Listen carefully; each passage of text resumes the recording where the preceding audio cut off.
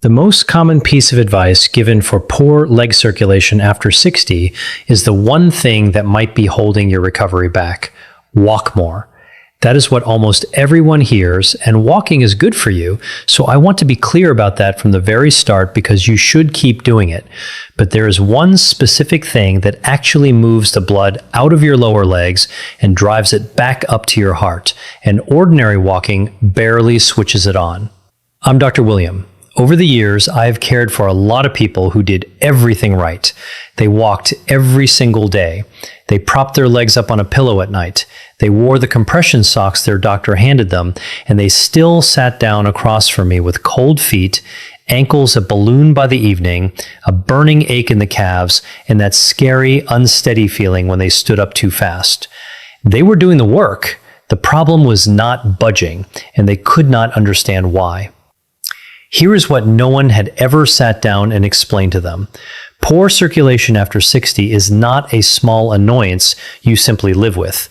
When blood stops moving well through the legs, small cuts and sores heal slowly. They turn into infections, and in the worst cases, people end up losing toes or a foot. It is also one of the earliest warning signs that the heart and the arteries themselves are under strain.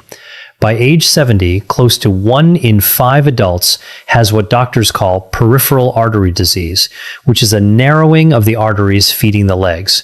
And most of those people have no idea they have it yet. So, this is worth understanding properly. And before you click away because you assume you already know all of this, walk more, put your feet up, drink your water, give me 2 minutes. Because the reason your feet are still cold at night has very little to do with how many steps you got today. It comes down to a single muscle that most people never think about even once. And once you know how to switch it on, the fix is far simpler than you would ever guess. Your second heart, the calf pump. Let me tell you what that muscle is: your calf. Doctors call it the calf muscle pump, and a lot of us call it your second heart, which is not some cute figure of speech. Every time your calf muscle tightens, it squeezes down on the deep veins buried in your lower leg and physically pushes blood upward against gravity back toward your chest. Tiny one-way valves inside those veins snap shut behind each push so the blood cannot fall back down. That is the pump. That is your second heart, working every time you take a step. The trouble is, what happens to that pump after 60? The vein walls get weaker and stretchier. Those little valves start to leak, and the calf muscle itself shrinks and loses power, especially if you spend a good part of your day sitting, which most of us do. So the pump slows down. And when it slows, blood stalls at your ankles instead of climbing. The swelling gets worse. The feet get colder. The skin down there starts running short on oxygen. And the less you move, the weaker the pump gets, which makes you move even less. It becomes a slow downward spiral, and a lot of people are somewhere on it without realizing it. Now here's the good news, and it is genuinely good news. Fixing this does not depend on your step count. It depends on a handful of very specific movements that physically push the blood back up where it belongs. I'm going to walk you through 5 of them in order, counting down from 5 to 1. Each one does something the one before it could not. And I am saving the single most powerful movement for the end, the one exercise that vascular rehabilitation programs all over the world rely on more than any other to get blood flowing again after 60. If you only take one thing away from this whole video, it is going to be number 1. But you will understand it far better if we build up to it together. One quick thing before we start the countdown, because it matters to me that you hear it. Everything I am about to show you is one piece of a much bigger picture. The small daily habits that quietly decide whether you are still walking strong at 80 or reaching for a cane at 70. So I took everything I tell my own patients about staying mobile and independent in these years, and I put it into one simple plan. It has already helped thousands of people live their best life after 60. If you want it, the link is right there on your screen. You do not need to write anything down, and I will never make you sit through me reading a web address out loud. Now, before the movements, Let me tell you about someone. I'm going to call her Lorraine, and she is really a blend of several patients I've cared for over the years, so no one's privacy is on the line. Lorraine was 71, sharp as a tack, still driving, still hosting her grandkids on Sundays, but her feet were cold every single night, even in the middle of summer, and her ankles turned to bread dough by dinner time.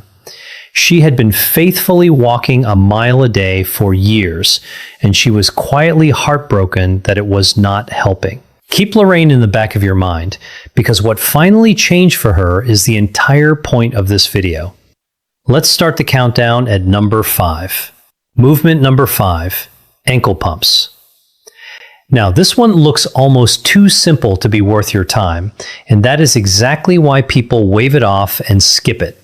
It is often the very first movement patients are given after leg surgery, before they are even allowed to stand up, precisely because it keeps the blood from pooling while they heal. The reason it works is straightforward. When you flex your foot up and then point it down, your calf contracts and relaxes, and that motion squeezes the veins and moves the blood that has been sitting stagnant around your ankles. A 2025 review in the Journal of Orthopedic Surgery and Research gathered 16 separate randomized trials and found that simple ankle pumping improved blood flow back up the leg and reduced lower leg swelling in older adults with no standing and no walking required at all. The whole key is to do it slowly, with control, and to do it often. To do it right, sit in a chair with your feet flat on the floor. Lift your toes up toward your shins while keeping your heels planted down. Then reverse it. Press your toes down into the floor and lift your heels up the way you would ease onto a gas pedal. Slow and deliberate. That is 1 repetition. Aim for 20 to 30 repetitions 2 or 3 times a day. You can do this while you watch television, while you read, while you sit at the kitchen table waiting for the kettle. It costs you nothing but a few minutes. Think about how much time you spend sitting in the car, at meals, or in your chair in the evening. All of that is time your pump is switched off and blood is settling in your feet. Ankle pumps switch it back on without you even getting up. Walking runs on momentum. You fall forward and catch yourself over and over, and honestly, your calves barely get a full squeeze out of it. Ankle pumps make the muscle genuinely contract and push. That means warmer feet, less swelling, and less pressure on those fragile veins. It is also one of the safest possible ways to begin if pain, poor balance, or plain fatigue keeps you from being on your feet for very long. But ankle pumps only wake the system up. The next movement goes after the bigger muscles higher up your leg. Movement number 4. Seated leg lifts. And if you are thinking that sitting down must make this an easy one, your legs are going to tell you a very different story about 10 seconds in. When you straighten your leg out in front of you and hold it there, you fire the big muscles across the front of your thigh and the muscles at the front of your hip. Those are the exact muscles you rely on to stand up out of a chair, to climb a flight of stairs, and to catch yourself when you start to go down. And when they contract, they press on the large veins running up through your thigh and help drive blood out of the leg. Regular walking barely challenges those muscles enough to slow the loss that comes with age. This matters more than most people realize. And here's the piece that makes it click. Geriatric doctors track something called gait speed, which is simply how fast you walk. They call it the 6th vital sign, right up there with your pulse and your blood pressure, because how fast you walk turns out to predict your fall risk, your independence, and even how long you are likely to live. When walking slows down, it is often one of the very first signals that the body is quietly losing ground. Strengthening the muscles that carry you is exactly how you defend that ground. So here's how you do it. Sit up tall in a sturdy chair with your back pressed against the seat and both feet flat on the floor. Slowly lift one leg straight out in front of you, keeping the knee as straight as is comfortable for you. Hold it there for 2 seconds. Then lower it back down slowly without letting the foot just flop to the floor. That is 1 repetition. Do 10 to 15 repetitions on one leg, then switch to the other side. The detail nearly everyone misses is the back. Keep it firmly against the chair so you cannot cheat by rocking and using momentum. That is what forces the right muscles to actually do the work. And that is where the circulation benefit comes from. As this starts to feel easy, add a little resistance, a light ankle weight or a resistance band looped around your foot. Even 1 or 2 pounds makes a real difference. Muscle responds to gentle, steady load at any age, and older adults very often improve faster than they expect simply because they are starting from further back. This movement builds the strength that keeps you walking, and it moves blood through the upper leg in a way that ankle pumps alone can never reach. But even strong thighs will not protect you if your balance system is not firing the way it should, and that is exactly where we go next. Movement number 3, supported calf raises. This is the movement that trains your circulation and your balance at the very same time. And balance is the thing that quietly decides whether a person keeps their independence or slowly loses it. The National Institute on Aging is very clear on this point. Keeping your lower body muscles strong is one of the best things you can do to hold on to your mobility as you get older, to keep rising out of chairs, off the couch, and up the stairs without needing a hand. And your calves sit right at the center of that. Every time they contract, they squeeze those deep veins and force blood upward against gravity. Weak calves mean blood pools, swelling climbs, and your balance reactions get a little slower. So, an ordinary stumble is far more likely to turn into an actual fall. Let me pause for just 1 second here because I owe you a small favor to ask, and this is the natural spot for it. If any of this has been useful to you so far, please subscribe, tap the like button, and leave me a comment telling me which of these 5 movements you are going to start with today. I read every single comment that comes in, and it honestly shapes what I make next for you. That is it. Now, back to your calves. To do a supported calf raise, stand behind a sturdy chair or at a kitchen counter and rest your hands on it lightly for balance, with your feet about hip-width apart. Rise up slowly onto the balls of your feet, lifting your heels as high as is comfortable. At the top, pause for 2 or 3 seconds and keep your eyes looking straight ahead rather than down at your feet. Then lower yourself slowly, taking a full 3 seconds to come back down. That slow tempo and that little pause at the top are where the real work happens. It makes your calf muscles and your balance system fire together, which is the precise thing your body has to do when you catch yourself in the middle of a stumble. Start with 10 repetitions. Build toward 20 or 25 as you get stronger. Over just a few weeks, this one movement improves your ankle stability, your circulation, and how fast you react all at once. And it does all of that without pounding on your knees or your hips. For a lot of the people I've cared for, this is the one that first made them feel genuinely steady on their feet again. But standing on 2 feet is the gentle version. The next movement takes one of them away. Movement number 2. Single leg stance hold. Now, before you wave this one off as just balance and nothing to do with your blood, let me give you the number that made me take it completely seriously. Back in 2022, researchers publishing in the British Journal of Sports Medicine followed more than 1,700 adults for several years.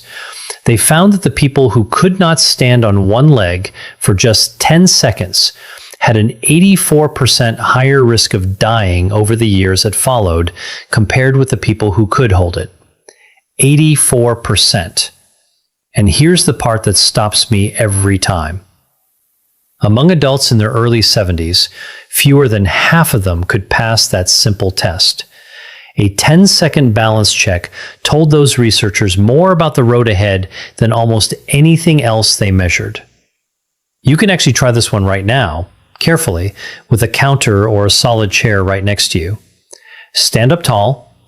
Put one hand near something you can grab. Lift 1 foot an inch or two off the floor and see whether you can hold it steady for 10 seconds without grabbing on. That is the test, and it also happens to be the exercise. The reason it does so much for your blood flow comes down to time. The instant you stand on one leg, your calf, your ankle, your hip, and your core all have to contract and keep contracting to hold you upright. That sustained squeeze keeps the pump running the entire time, pushing blood up instead of letting it settle back down into your foot. Ordinary walking never asks for that. You are on one foot for a split second, and then you are off it again. Standing on one leg forces the pump to stay switched on. And this is the spot where circulation and fall prevention completely overlap. When balance fades, people move less. When movement drops, blood flow slows, swelling rises, the feet ache more, confidence drains away, and that is the very spiral we talked about at the start. To train it, stand next to a counter or a wall with one hand resting lightly on it for safety. Shift your weight onto one leg and lift the other foot just an inch off the floor. You do not need to lift it high at all. Stand tall, keep your eyes forward, and do not curl your toes to grip the ground. Hold for 20 to 30 seconds, breathing normally the whole time. Then switch legs. That is one set. Start with 2 rounds on each side. As it gets easier, rest your hand on the counter more and more lightly until eventually you can hover it just above the surface without actually touching. The longer, steadier squeeze keeps blood moving and retrains your nerves to react faster when you trip. But balance on its own keeps you upright without fully restoring the flow. For that, you need the single strongest version of the calf pump there is, and that is number 1.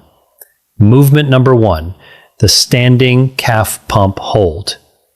This is the movement I promised you all the way back at the start, and once you understand what it is doing inside your leg, you will see exactly why vascular rehabilitation programs across the world use it almost the way they would use a prescription.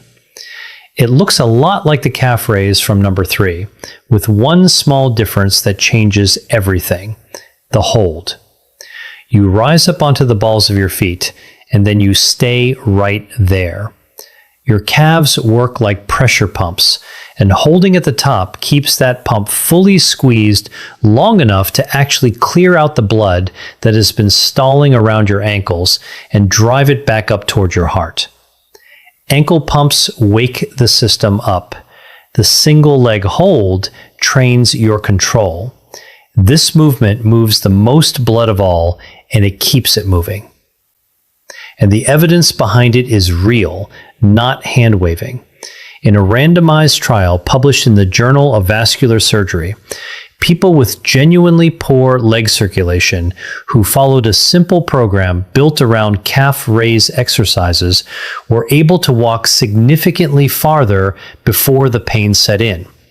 Their pain-free walking distance improved by dozens of meters, and their total walking distance improved by close to 100 meters, with no medication and no machine involved anywhere. That is the calf pump doing the job it was built to do. Here's how to do it safely. Stand behind a chair or at a counter with your hands resting there for balance. Keep your feet about hip-width apart. Rise up slowly onto the balls of your feet, lifting your heels as high as is comfortable. Now hold that position for 3 to 5 seconds at the very top. Keep breathing normally and keep your eyes looking forward. Then lower yourself back down slowly, taking about 3 seconds to come all the way down. That is 1 repetition. Start with 8 to 10 repetitions. Work up over time to 15 or 20, always with control and never rushing. The hold is the entire point. That sustained squeeze keeps the pump fully engaged, drives the blood upward, reduces swelling, and strengthens the exact muscles your body reaches for when you catch yourself from falling. And because there is no jumping and no pounding involved, it is gentle enough for most people with arthritis or shaky balance, as long as you keep one hand on the counter. So let me tell you what changed for Lorraine. This is where all of it came together for her. I had her stop obsessing over her step count and instead do these 5 movements in order for about 12 minutes a day. Ankle pumps in her chair first thing in the morning. Seated leg lifts. Supported calf raises at the kitchen counter while her coffee brewed. Single leg balance holds. And standing calf pump holds at the very end. Now, I'm going to be honest with you about her results because I always am. Her circulation did not suddenly become that of a 30-year-old overnight, and I would never promise you that. But within a few weeks, her ankles were no longer ballooning up by dinner time. Her feet were warmer at night, and the thing she told me mattered most to her, she stopped feeling like she might tip over whenever she got up from the couch. She felt steady again. For a woman who had been quietly terrified of falling, that was everything. Before I send you off, I owe you one honest caution, because I would much rather you be safe than sorry. If you ever get sudden, severe pain in one leg, or one leg suddenly turns pale, cold, and numb, or you develop a sore on your foot or ankle that simply will not heal, please do not stay home trying exercises. That is the kind of problem that needs medical attention right away because it can mean an artery is seriously blocked, and that is a medical emergency. Everything I have shown you today is meant for the slow, chronic, everyday kind of poor circulation, not for a sudden crisis like that. So there they are, 5 movements that wake up your second heart and get the blood moving back up out of your legs. Let me give you a quick recap. Number 5, ankle pumps to wake the pump up. Number 4, seated leg lifts to move blood up through the thighs. Number 3, supported calf raises for circulation and balance together. Number 2, the single leg hold for that long, steady squeeze and the balance that keeps you upright.